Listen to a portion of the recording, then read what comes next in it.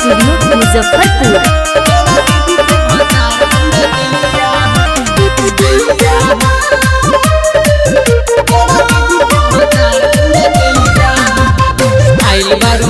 गोरी साहजी के टोला, साहजी के टोला हो, साहजी के टोला। जवन कहीं होला नहीं तवनिया होला, तवनिया होला हो, तवनिया होला।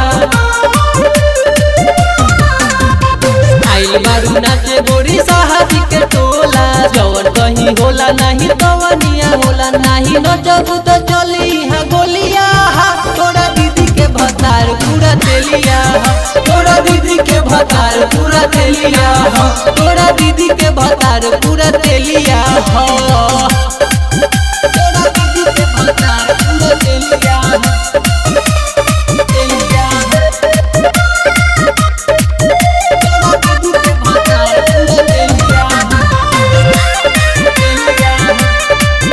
तोरा दीदी के भतार पूरा तेलिया हो। चिकन मटन खा खा के बनैले बदे हो, पारा पार चोरी तो होई बुफेन फेन हो। हाँ हाँ, चिकन मटन खा खा के बनैले बदे हो, पारा पार चोरी तो होई बुफेन फेन हो। जवन तक तारे देखा आलिया हा, तोरा दीदी के भतार पूरा तेलिया हा, तोरा दीदी के भतार पूरा तेलिया हो, तोरा दीदी के भतार पूरा तेलिया हो।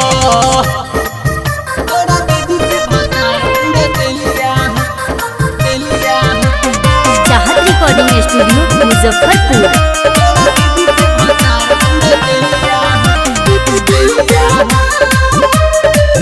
तोरा दीदी के भतार पूरा तेलिया हो। फूले लगी सांस जब दी हो सधात हो, 5 मिनट नहीं करबू बर्दाश्त हो।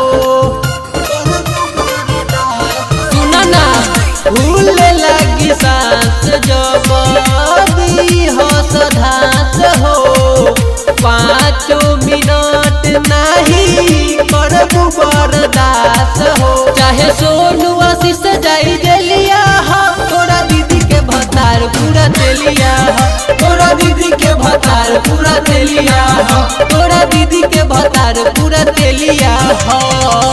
तोरा दीदी के भतार पूरा तेलिया हो।